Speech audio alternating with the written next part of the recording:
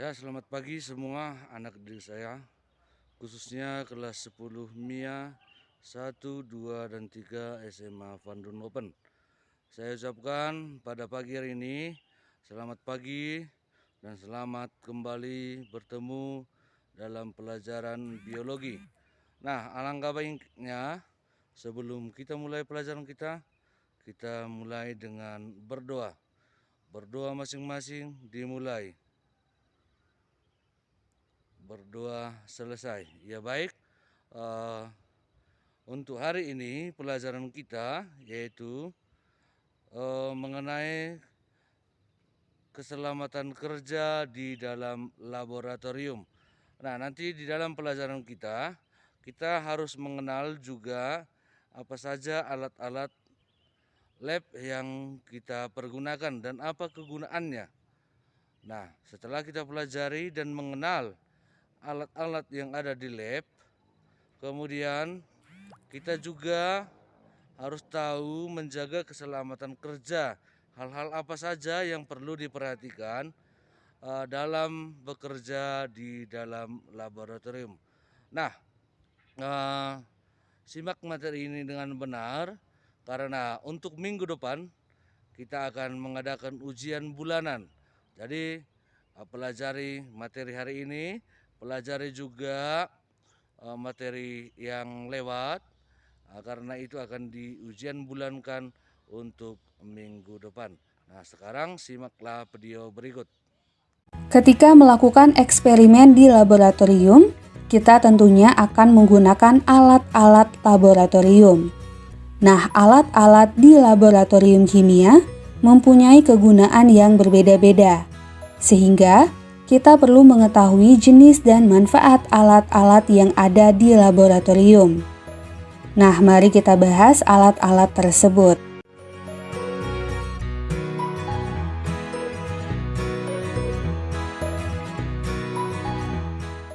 Yang pertama, Erlenmeyer. Nah, alat ini dapat digunakan sebagai wadah untuk membuat serta mencampurkan larutan tertentu dan sebagai wadah titrat dalam titrasi.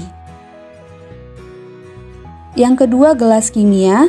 Fungsinya sebagai wadah untuk mengaduk, mencampurkan, dan memanaskan cairan.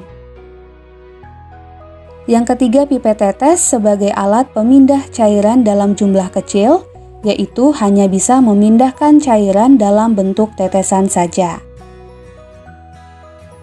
Nah, yang keempat, gelas ukur.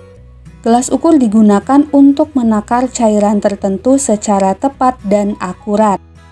Nah, alat ini biasanya digunakan bersamaan dengan pipet tetes agar volume cairan bisa diambil dengan tepat.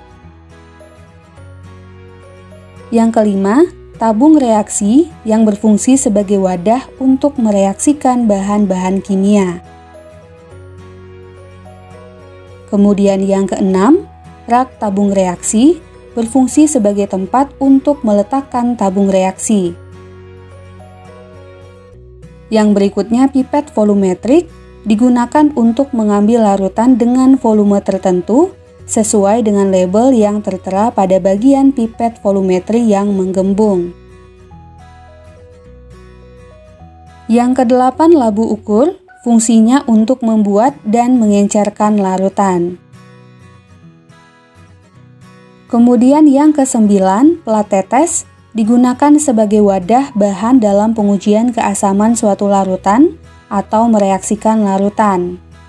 Nah, plat tetes terbuat dari bahan porselin dan umumnya tersedia dalam jumlah 6, 12, dan 16 lubang tetes.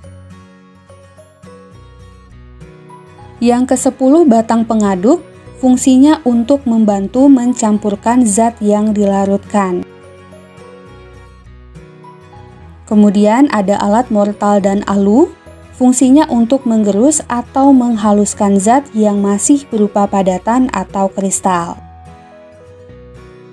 Selanjutnya, pembakar spiritus digunakan sebagai pemanas untuk memanasi larutan atau membakar zat dalam proses percobaan kimia.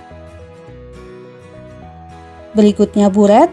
Nah, alat ini digunakan untuk titrasi dengan presisi tinggi atau bisa juga digunakan untuk mengukur volume suatu larutan. Kemudian kaki 3, fungsinya sebagai penahan kawat kasa dan penyangga ketika proses pemanasan. Selanjutnya penjepit tabung, fungsinya untuk menjepit tabung reaksi di saat proses pemanasan, atau bisa juga digunakan untuk mengambil kertas saring dan benda-benda laboratorium lain di saat kondisi alat tersebut panas. Kemudian ada cawan porselin yang digunakan untuk menguapkan larutan atau mengeringkan zat padat yang basah. Berikutnya segitiga porselin untuk menahan wadah, misalnya menahan krus pada saat proses pemanasan atau menahan corong pada waktu penyaringan. Lalu ada kaca arloji, digunakan sebagai wadah bahan yang akan ditimbang, terutama untuk bahan padat atau pasta. Kemudian juga dapat digunakan untuk menutup wadah pada saat proses penguapan.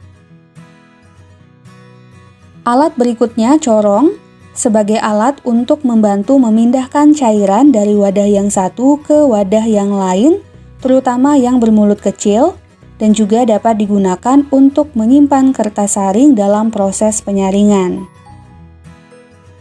Kemudian botol semprot yang terbuat dari plastik, terdiri dari sebuah botol dan selang yang juga terbuat dari plastik. Nah, botol semprot ini digunakan sebagai tempat aquades.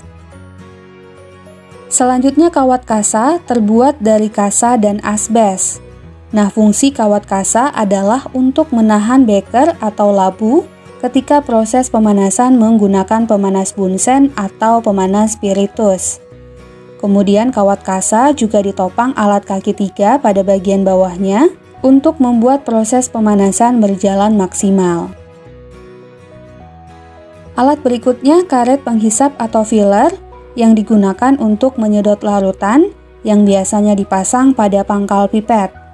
Nah, alat laboratorium ini dilengkapi dengan karet yang resisten terhadap bahan kimia sehingga dijamin aman dan tidak mudah rusak. Kemudian kalorimeter boom digunakan untuk mengukur jumlah kalor yang dibebaskan pada pembakaran sempurna suatu senyawa, bahan makanan, atau bahan bakar. Alat selanjutnya, statip, digunakan untuk menyangga buret dalam titrasi, untuk menyangga gelas kimia atau tabung reaksi saat pemanasan sebagai pengganti tripod. Berikutnya kertas saring, terbuat dari beberapa macam ukuran maupun tingkat porositasnya. Nah, alat ini digunakan untuk menyaring larutan agar dapat dipisahkan dengan endapannya. Selanjutnya pH meter merupakan alat yang digunakan untuk mengukur pH atau derajat keasaman dan kebasahan suatu larutan secara akurat. Kemudian kertas lakmus digunakan untuk menguji sifat asam dan basa suatu bahan, di mana suatu bahan yang bersifat asam akan mengubah warna kertas lakmus menjadi merah dan bahan yang bersifat basa akan mengubah warna kertas lakmus menjadi biru.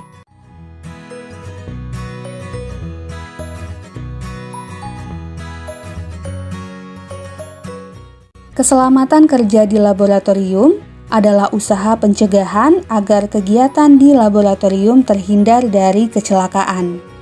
Nah, seperti yang kita bahas di awal, ada banyak bahan-bahan kimia yang sifatnya berbahaya, sehingga untuk menghindari hal-hal yang tidak diinginkan, kita harus menggunakan alat pelindung diri ketika bekerja di laboratorium, yaitu jas lab berlengan panjang dan dikancing, kacamata, masker, sarung tangan, dan sepatu tertutup. Selanjutnya, selain menggunakan alat pelindung diri, kita juga harus mengetahui beberapa hal penting ketika bekerja di laboratorium, yaitu sedapat mungkin menggunakan laboratorium yang lengkap dan standar, yaitu laboratorium yang memiliki fasilitas seperti lemari asam, penyemprot mata ketika mata terkena bahan kimia, shower untuk menyemprot tubuh apabila tubuh terkena bahan kimia, dan lain-lain. Kemudian jangan makan dan minum di laboratorium, jangan menggunakan bahan kimia yang tidak jelas labelnya, jangan mencium zat kimia langsung dengan hidung, tetapi kibaskan gas dengan tangan sampai bau tercium. Kemudian, kita harus berhati-hati terhadap asam dan basa kuat, di mana jangan menambah air ke asam atau basa pekat, tetapi kerjakan sebaliknya. Asam ditambahkan ke air melalui dinding labu. Selanjutnya, jika mengambil bahan gas berbahaya, kerjakan di lemari asam dan gunakan sarung tangan pelindung. Kemudian untuk bahan-bahan kimia yang telah diambil, tidak boleh kita kembalikan ke dalam botol penyimpanannya, sehingga kita harus menghemat penggunaan bahan. Berikutnya, limbah laboratorium harus ditangani dengan benar. Misalnya, jika limbah bersifat terlalu asam atau terlalu basa, maka harus dinetralkan terlebih dahulu, tidak boleh langsung dibuang. Begitu juga dengan zat kimia yang tertuang di meja praktikum atau di lantai, harus dinetralkan terlebih dahulu.